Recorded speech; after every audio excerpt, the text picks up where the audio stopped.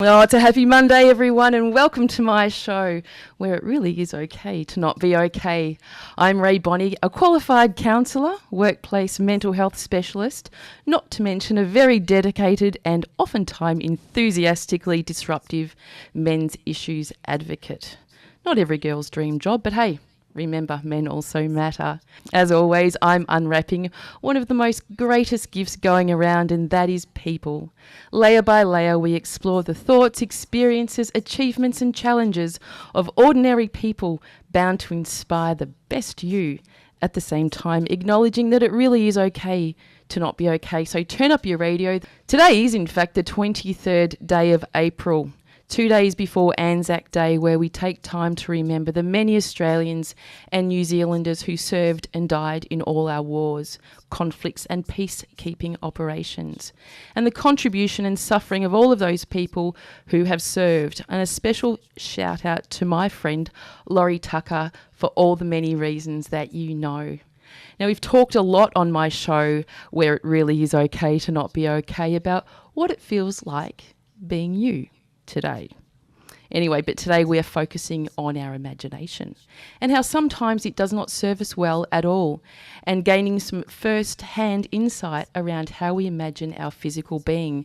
You may be more familiar with the term body image.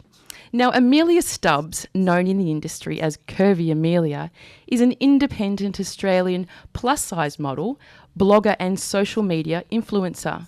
She's out there beating a very loud drum, inspiring a call to action around positive body image and diversity, particularly in the global advertising industry. Her mission is to create ongoing and sustainable diversity through all media platforms to help make it possible for everyone to gain a more balanced view of their bodies. And guess what? She's with me today to talk about how, what, why, where, when she does this. Welcome to the show, Amelia. Thanks, Ray. It's lovely to be here. It's a pleasure to have you. We've been chatting for ages, and I was really excited about meeting you. Me too. You're not shy on the old social media, are you? No, I'm very well practiced at it, and I say practice because I wasn't always very confident with it. Yes. But I love your intro for me. I was like, who is this person? You put on different hats, don't you? Now, given that you are quite accomplished in the media, that wasn't just all by chance, because we were actually introduced recently by my number one fan and a person I view as royalty when it comes to anything about the media, and that is Steve Carey. Yes, Steve, our friend Steve. He is so knowledgeable in this area and has been a really great mentor and friend to me throughout all of this and pushing this message out. So thanks, Steve. Yes, he does great work with his Newsflash media. Yes, amazing. Spent a lot of time running Channel 7 News and many, many other things that make him probably one of the most accomplished media people in our country and possibly the world. I think he's tuning in. So hello there, Steve. We do love you. Now, whilst the media is high on the show agenda, how hard is it, Amelia, to fight all of that stigma and stereotype around body image? You know, we talk about how we should be including diversity and how we should be viewing our bodies in a more favourable, sustainable light. But what does the media do in terms of making it more difficult for you to advocate for this diversity? I think the media is in a bit of a bubble, and it's not about shaming them or anything. I want to be part of it in a way. So I think that they're used to doing the same thing. So used to hiring the same types of people, used to putting out the same message. And I think it is uncomfortable to make a change personally and in business. And I think that's something that we just have to keep reminding ourselves and the media to do. But is it the expectation of customers, i.e. the audience, that views media, that we have an expectation of what we want to see, and we don't want to see larger people in our advertising, for example? Oh, totally. And I can be part of this as well, where I'm like, oh, that's a different image. And then it takes a while to get used to that. And I definitely know that in marketing, there, especially for plus size, a lot of the brands can't use larger women, the plus size women, because their audience want to see what they are aspiring to be, which is slightly smaller. So it's really quite a mixed up world. And I think that there has been, some sort of problem within that. Yeah. Yeah, because, I guess, designers, say designers, for example, will create clothes because they're artists, essentially. Yes. And they will create a certain style of clothes that look good on a certain frame. And Yeah. I don't think there's any harm in that because that's just art. Well, yeah, it's all about diversity. So it's not saying, oh, great, plus size women haven't been catered for, which, has been the case in a way. But it's also looking at the other spectrum of, petite and smaller and shorter people.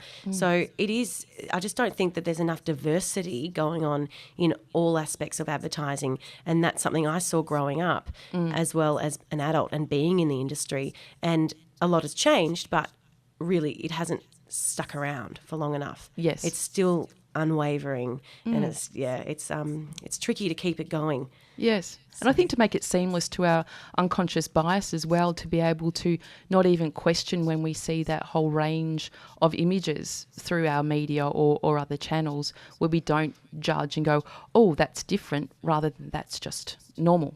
Oh, definitely. And I think it's staying open-minded as individuals, because as individuals we create the platforms and we create the brands and we create the media in itself. Yes. There's always a person behind the advertising.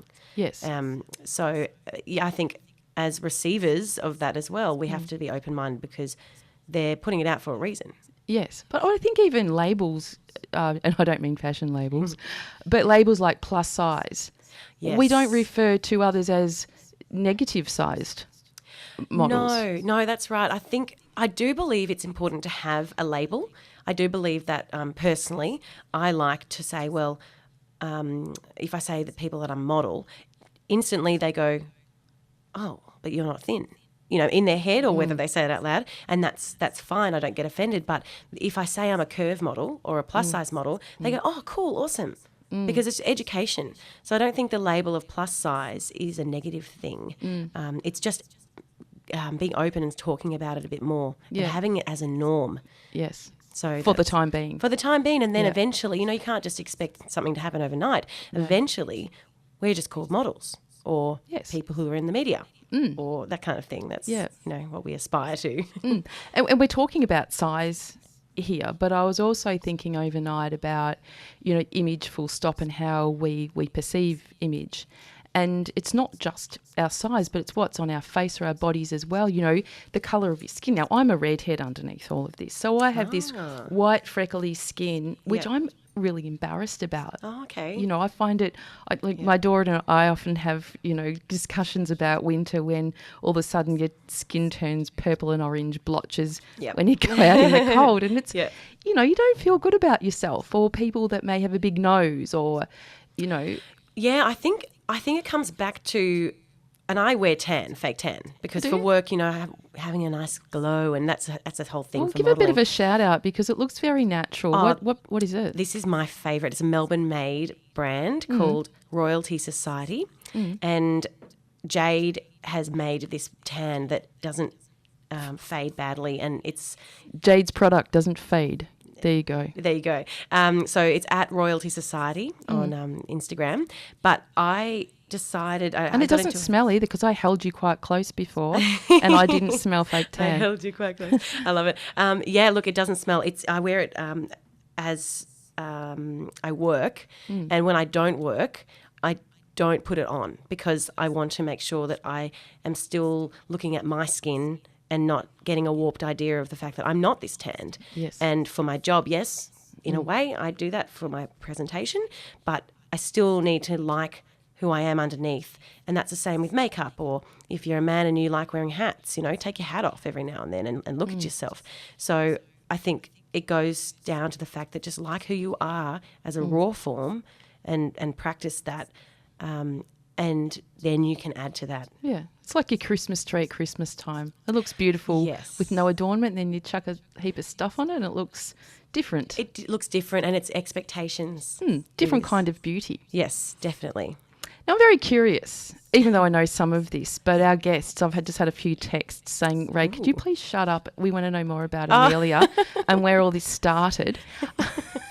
So I drew a line in the sand and I said, how about that magic number 10 when you were a little girl? Wow, yes. That is a pivotal age, and it is for me specifically because that's when I started putting on weight, and that's when I started realizing, and my mum and dad realizing that I was emotionally eating, and it was just the start of this incredible journey, incredibly tough journey, but has led me through to now at 28. And I started seeing a dietitian to educate myself about food. And Do you remember why you were emotionally eating? because I was different, because I felt different, and I was taller than the kids, I was bigger than the kids naturally. And my sisters, I've got 3 beautiful sisters, and we all are unique in our own way, but I was always just a bit bigger. And that's how I started putting on my weight. But then I actually started singing, so at the age of 10, and classical singing, and it made me feel really good. It wasn't about my looks either. It was something that I did that represented me as a person. So thanks, Mum and Dad, for for that. But yeah, 10 is a pivotal age. So going Can I back, just have a little reminder there?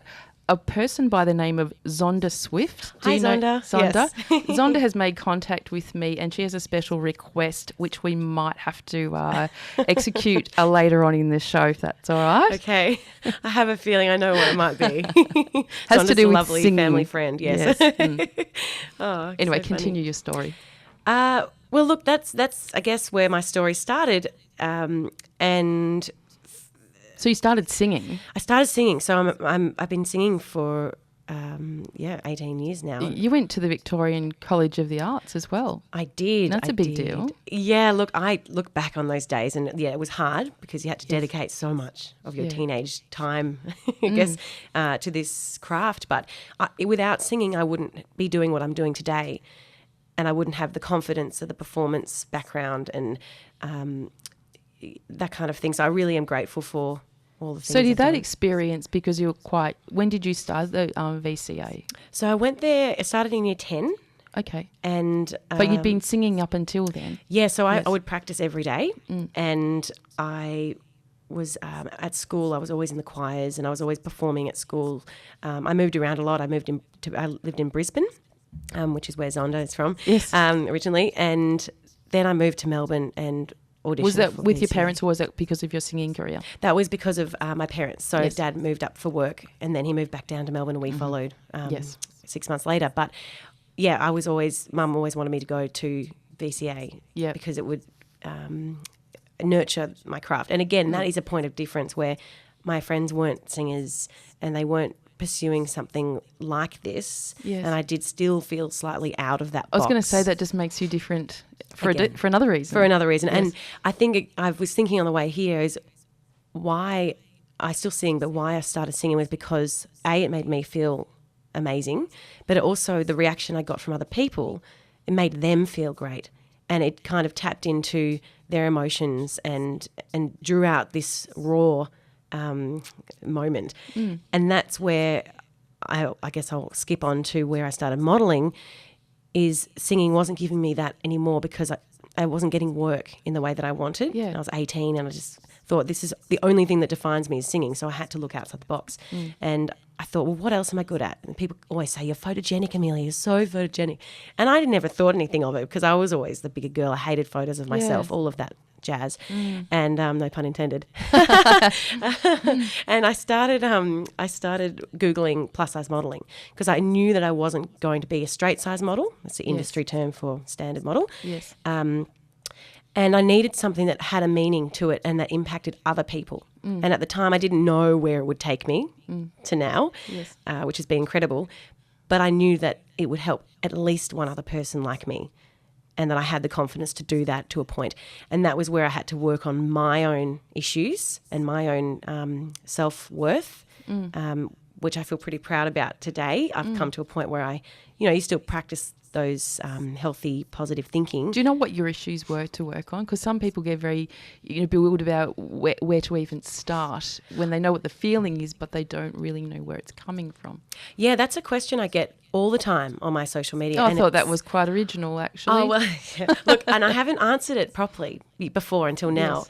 And I think that's where my next journey will be. How do I implement what I've done? Now Yeah. my journey's come to this point and give it to other people. Yes. and tell them, because that's important. I just started thinking about it more, and what did I want?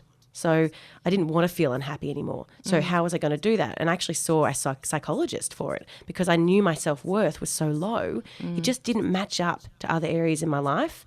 So, I had friends and family who loved me, and I had great relationships with people and that kind of thing. But there was always that factor of not liking myself fully. That feeling of not acceptance. Yes. And I read something that you wrote, and you said, when I was a teen, I used to think my breasts were ugly, big and saggy. They didn't look like the ones I saw in the magazines. And after following other curve models as an adult, I realised I wasn't so different after all. Was that a kind of a defining moment in terms of accepting that you're actually okay? Yes. And that, to me, you can't say it's sad because you can't have regrets, but if I had seen more diversity in the media when I was younger, I wouldn't probably be here today, which is why you can't have regrets, but I wouldn't have had those horrible moments where I really didn't feel like I fit in. It's black and white. You have to show people, we are very, very visual, that we are relatable in some way to others, and by still being unique though, because I know no one's the same. But when I saw Ashley Graham, I would love to meet her one day. Who is Ashley Graham? Ashley Graham is my plus size role model. She was one of the first women to go out and just be bold and brave. Australian? No, she's American. So she'd be a size 16. But in terms of the people that I look up to and relate to, we're similar in body shape and size. So to me, I instantly went, bing, bing, bing. There you go. Instant. Yes. Positive reinforcement that she's beautiful, so why don't I think I'm beautiful? And that's another thing. So, if you think someone else is great, why don't you think you're great? Yes. So it is coming to the core. And one theme that keeps coming up is people who lose weight and then they're still not happy. And that has been, I'm working with Taryn Brumfitt from Embrace, the documentary, who was a bodybuilder, and she went into bodybuilding to be at her best in her mind. And she's still, at her goal weight, she still didn't like her body. Chasing that elusive happiness. And that's where she's built this incredible, you should watch it, anyone out there, man or woman, the Embrace documentary, because that changed my perspective on it all. Where can people find that? Netflix now. Oh, right, okay. Yeah, but if you Google it, Embrace documentary, yes, that is a really powerful documentary that will change how you think about yourself. Yeah, and it sounds like it illustrates, a before and after from a different perspective. Yeah, and also how others feel. I think it's really important to talk about it because as soon as you open up that little box, people are like, oh my gosh, yes, me too. Yes. And I think the me toos are really important. Yeah. And it goes back to what you're about is it's okay not to be okay all the time. And although I might be an advocate for positive body image, there are days where I go, oh gosh, and I had one yesterday actually, did you? Honesty alert. Yeah. I had one yesterday where I thought I wasn't worthy of being in a bikini, and that's a big thing for me. So I've gotten over the initial, I wear them now and I love my body, but you still sometimes get pulled back into that old thinking. And I had to pick myself up on it and go, hang on, that's just your thoughts, your imagination. And it's okay to feel this way because you don't have to be strong all the time. But I just talk to myself in that positive way and let it be. And then today I'm back to feeling good. Yeah. So having that conversation with yourself, I think, is important, that real conversation. Definitely. And I actually sat with a young girl last night, and she saw me present at an event at the MCG earlier in the year, and she rang me and she said, I really want to spend some time with you because I talk about my own experience. I've got an eating disorder, which is bulimia. And, we were and she lives with anorexia.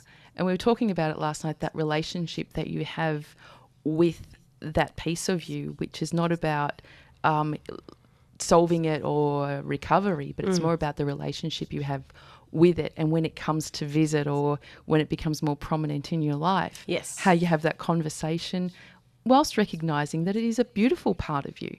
Yeah, well, it is a part of you, and that's what makes you. I don't think there's anyone out there who has escaped any of these problems in some way or form.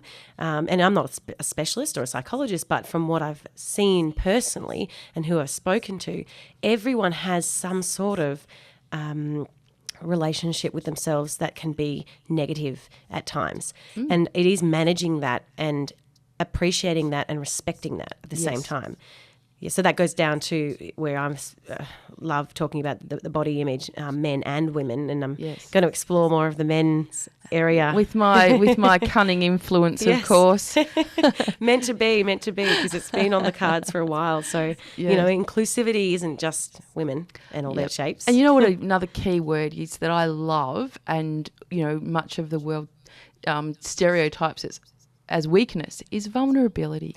I love that word. Being vulnerable to self, to others, to the universe, whatever it might be, that it's such a strength and an opportunity to really, really highlight and stimulate better thoughts around things. It just gives you space and I guess permission.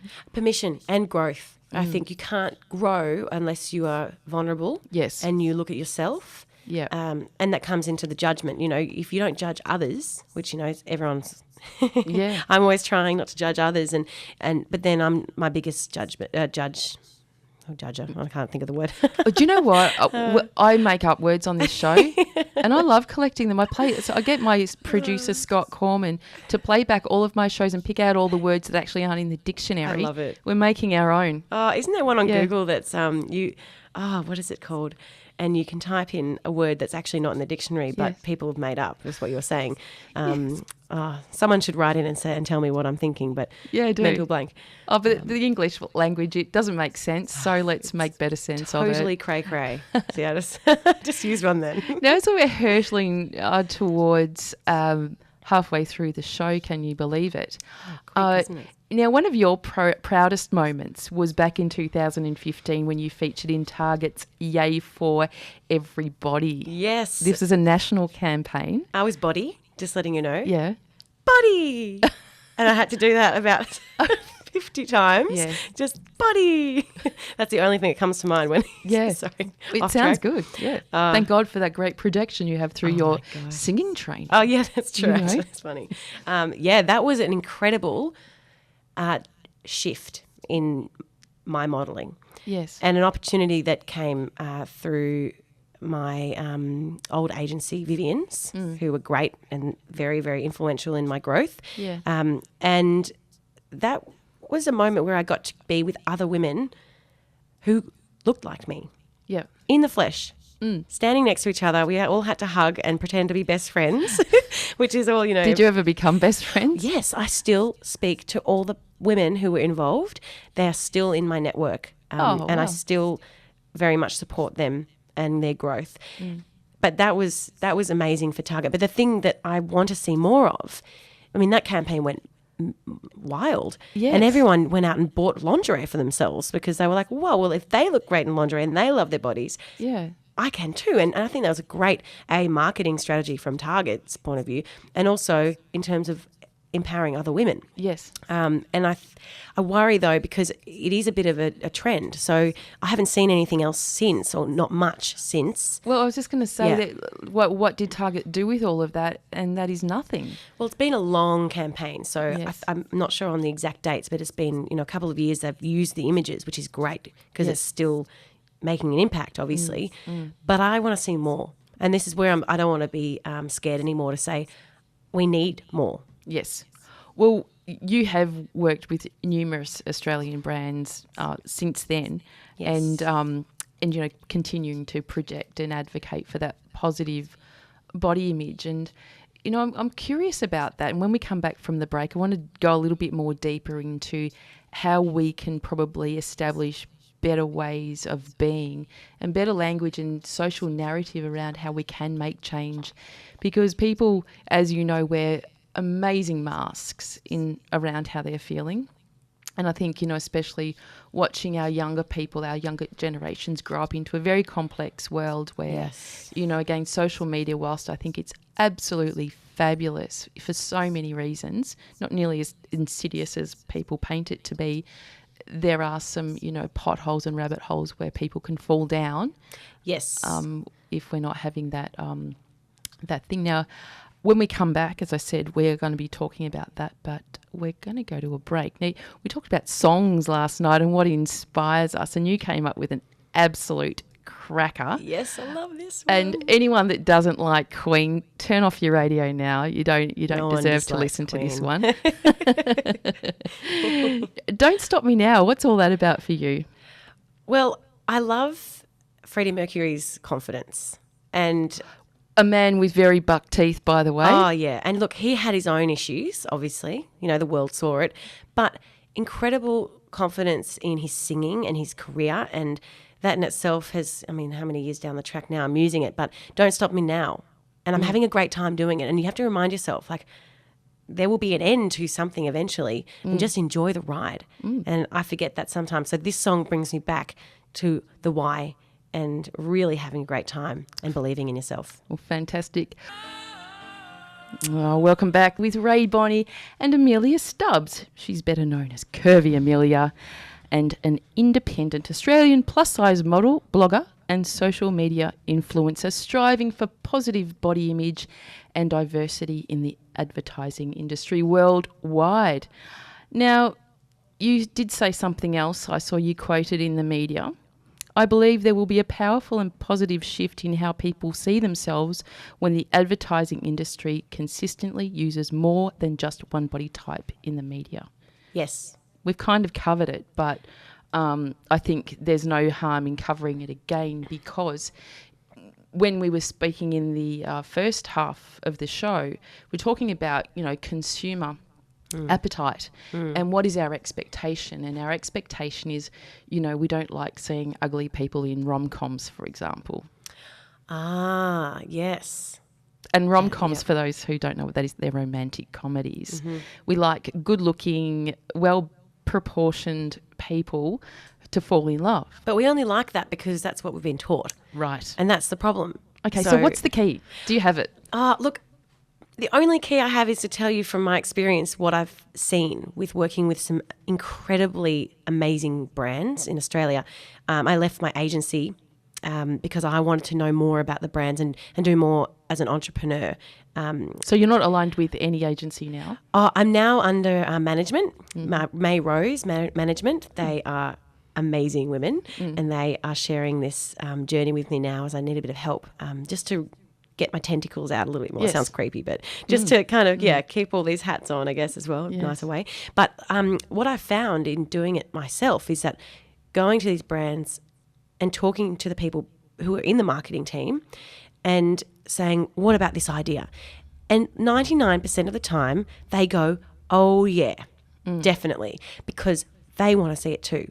Yes. And I think this is where, I mean, it goes into movies. You know, I'd love to be in a movie, on a film. You know, I didn't go into musical theatre because I was too tall, and the leading men were shorter than me, and they wouldn't. You could have played a tree or something, surely. I would have been a great tree.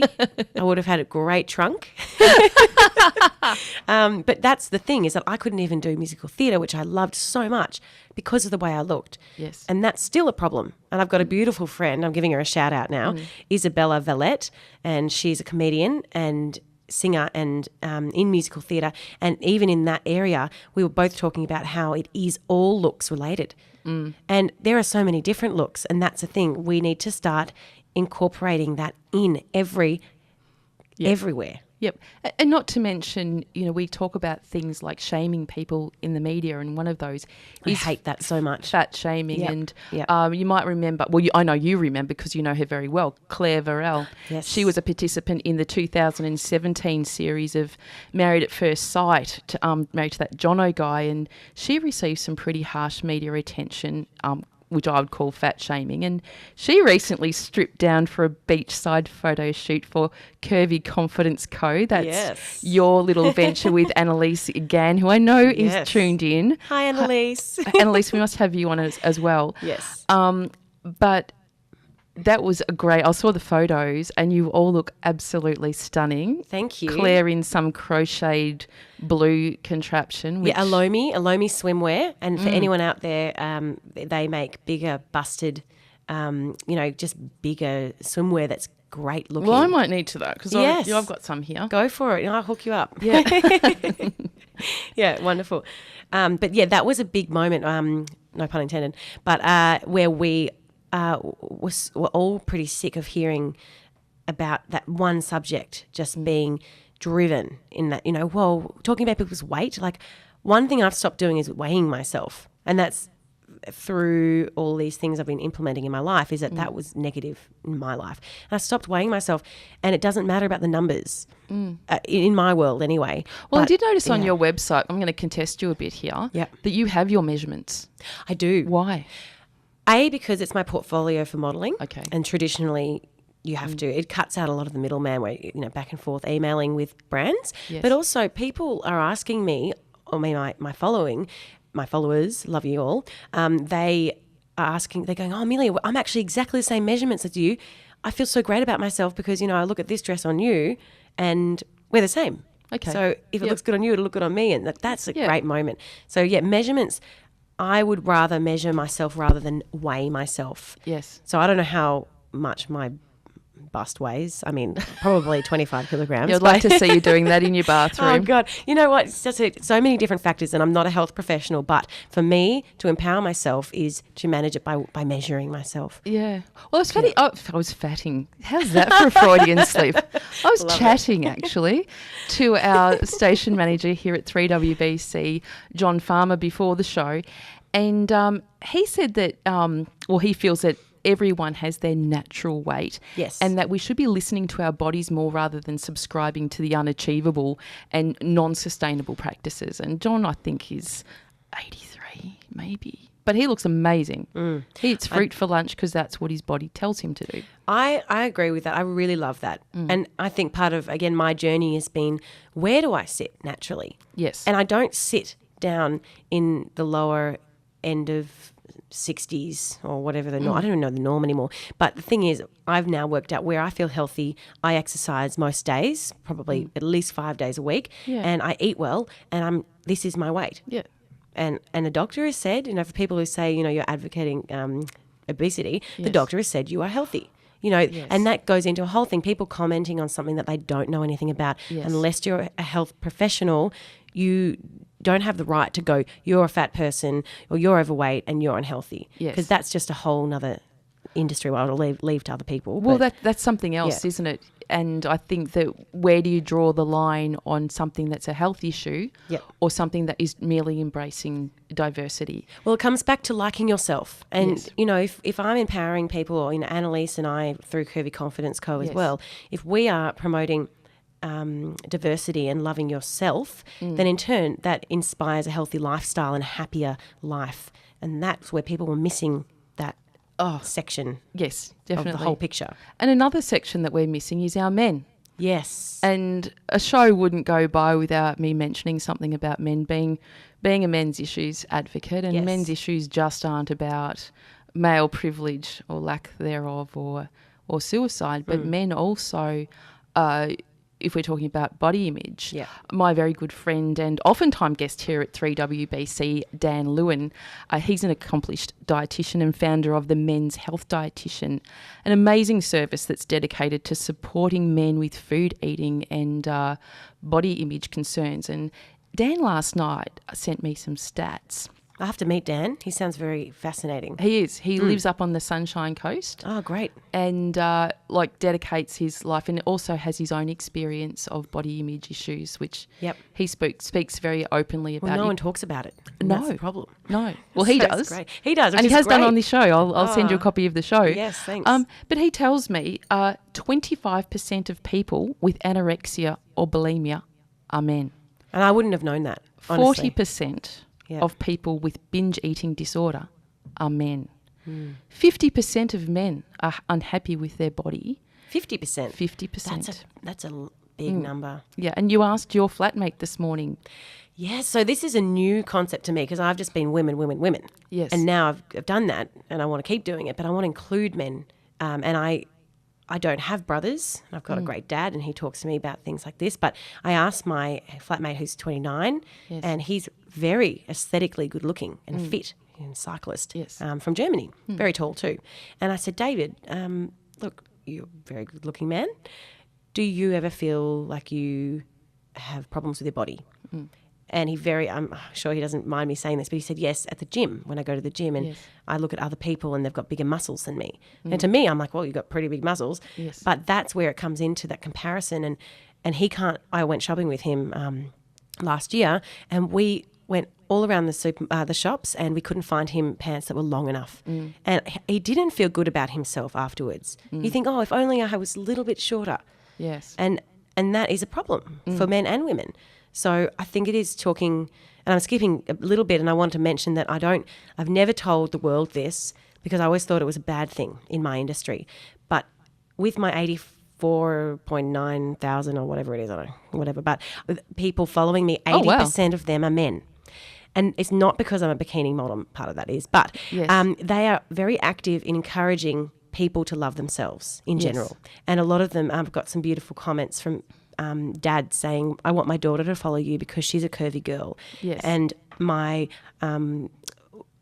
wife has never liked her body, and I always tell her she's beautiful, but until she started following you and seeing other curve models, she's now believing that herself.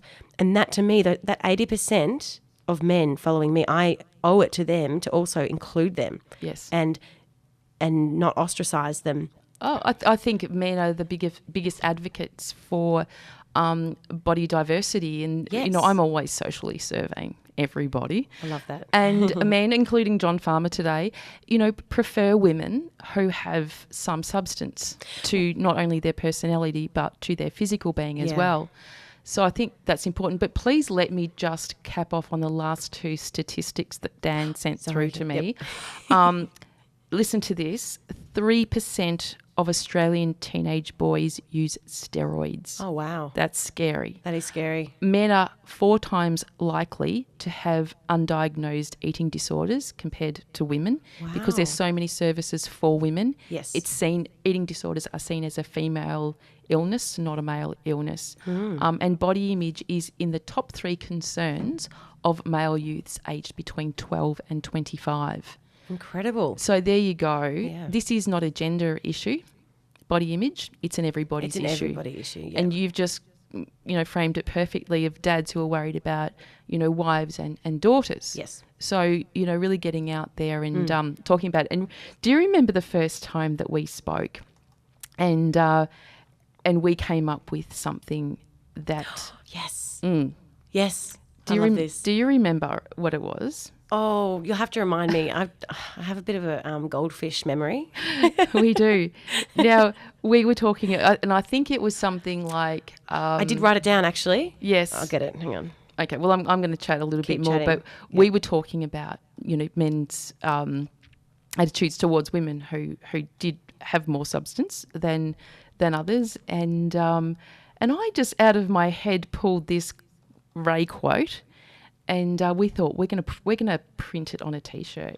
I love this Okay, so much. have you? I've got it. I've got it. Have you? It goes like this, everyone. Get your pen out. Get your biro out. Now, it's how we hold ourselves up, not how we hold ourselves in. Yes. Yes, Queen. I love Yes. this. So we're going to make T-shirts. They'll retail it, whatever, in all plus sizes. No smaller size than a 14. Thank you. But I think it's love very that. true though, because we do. Women, particularly restrict ourselves with, undergarments or, and have been for centuries. There's corsets that women used to put themselves into. Yes. And I mean, that's part of what I'm doing is I love wearing shapewear. Yes. Or, what we're talking about, corsets, and I like that. But I don't like not being able to breathe. Why not? Obviously. I know. I wonder why.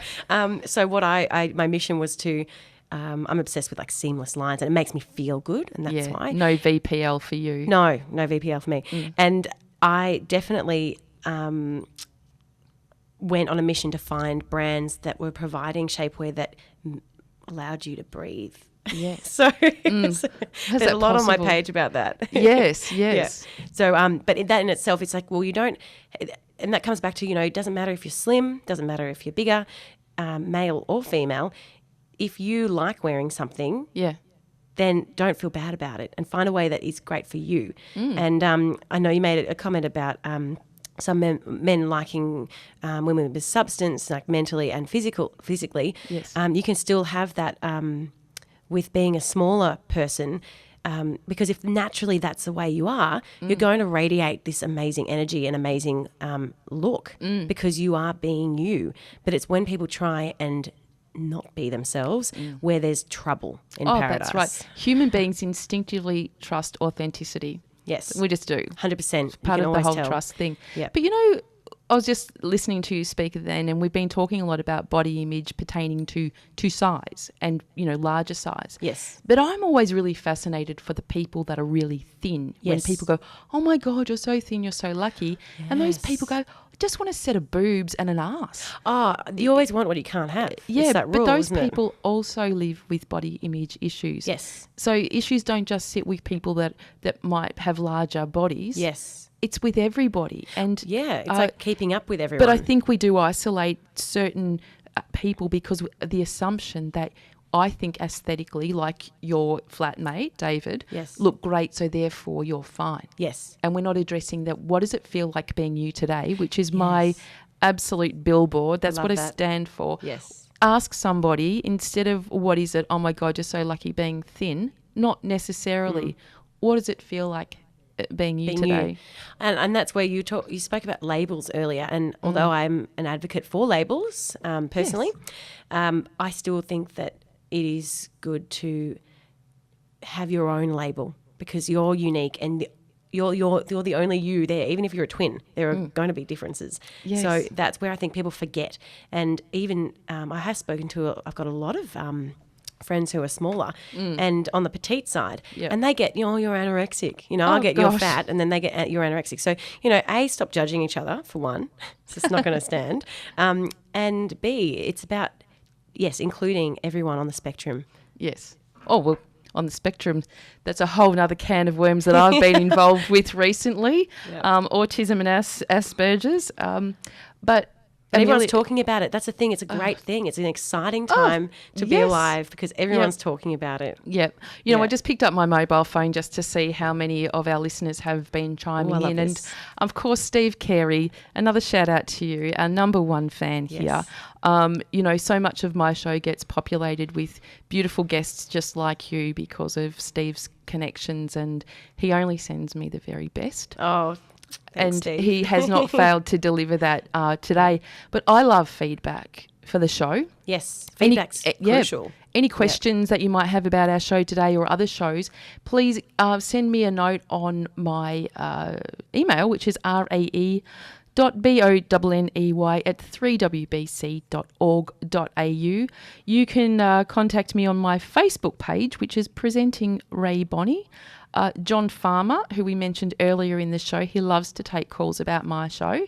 Give him a bell, 039 285 4846. You can also find me on my YouTube channel, which is Ray Bonney.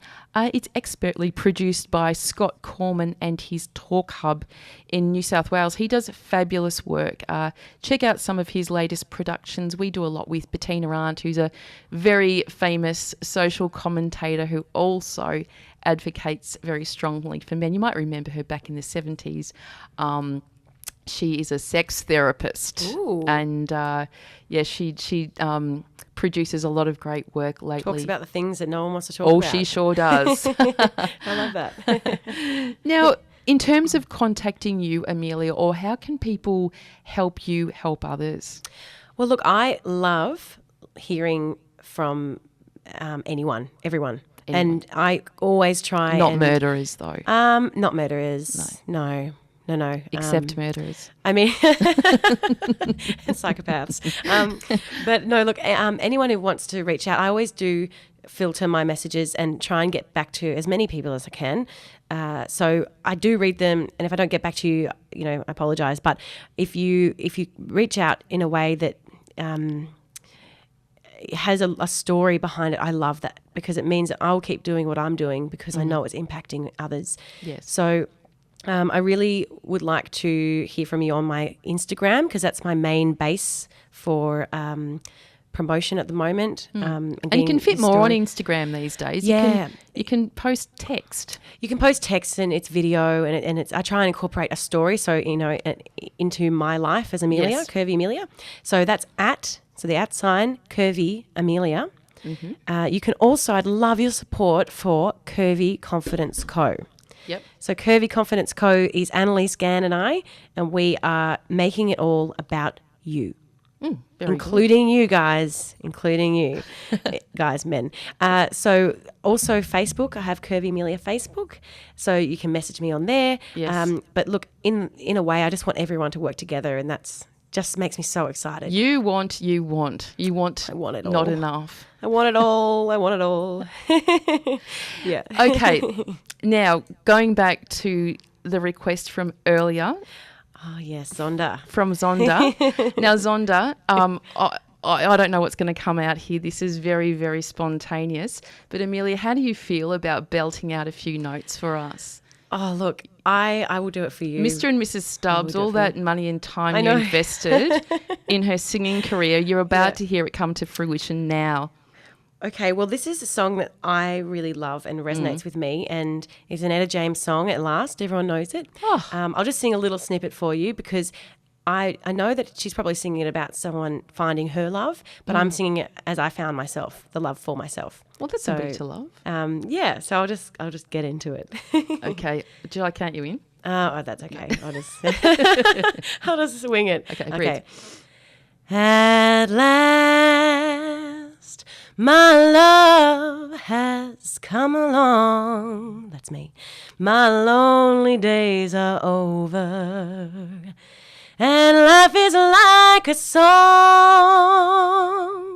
Oh, at last, the skies above are blue. My heart was wrapped up in clovers the night I looked at you. There you go. Whoa, I'm going to clap now. That was tops. I'd love to keep singing more. I have neglected it a little bit. So I do have a singing page, Amelia Stubbs Singing on Facebook. So the more encouragement I get for it, I will do it for you. If you want like top shelf modelling coupled with one of the best voices in the country, Amelia Thanks, Ray. Stubbs Thanks, Ray. at Curvy Amelia. And thanks, That was great. Zonda, for putting me out of my comfort zone. I appreciate it. 'Cause I She'll love that. I don't even Oh. know Zonda, but Zonda has got a tear in her eye. I know she has. Oh, I so great. absolutely know she has.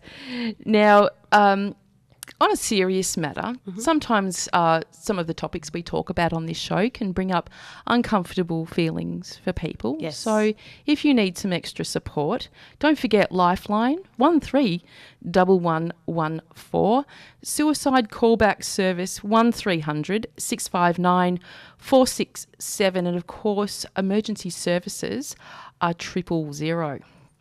And remembering there's always someone out there who can relate to what you're talking about or what you're feeling. Yes. You know, and that it's not feeling alone. Yes, and it's with social media, there's no excuse. Yes. Googling, you can Google anything Yep. these days. Always ask for help, I think. And, you know, it's always out there. Yes, and I like that because somebody was talking to me about that the other day about, you know, human beings being dippy downers. And I said, people are fabulous. They are fabulous. Resilient, You as know, well. and I know Steve Carey may or may not agree with me, but you know, the media sometimes can portray people in not a very good light. And, you know, we talk a lot about things like terrorism or people doing wrong things in the world. Yeah, but I God, agree. there are so many people like you who are bringing so much great into the world and so much sunshine and hope and encouragement to be the best version of you. Well, yeah, I think it's surrounding yourself. Thanks, Ray, as well. I think it's surrounding yourself Pleasure. with. People always ask me how, you know, they go, oh, Facebook, I'm getting rid of Facebook because I just can't deal with it all, and Instagram. And it actually is a great platform to lift you up if you use it the right way. And the one thing I love telling people is unfollow the people who don't make you feel great about yourself. And it's not their fault. It's your perception of that. So just get rid of it. And then start bringing in the people that make you feel great about yourself. Mine is a list of all these amazing, powerful women and men who are making an impact on the world. You just tacked men on the end because I'm staring at you. And Ray, but no, this is great. You know, add Yes. fuel to the fire because you want Yeah. that fire to grow. Well, you know, on that, it's not just about unfollowing and following on Facebook. You know, my analogy is the wattle tree. It's beautiful, it's yellow, it's iconic, it's amazing. It's one of our, you know, Australian emblems. But if you should suffer from allergies, you need to be very far away from the wattle tree. It's like people. If they don't make you feel good, Yep. stay away respectfully. You don't have to chop it down, burn it down, rip its No. limbs off. Just stay away. Love it. Now, you've been listening to Ray Bonney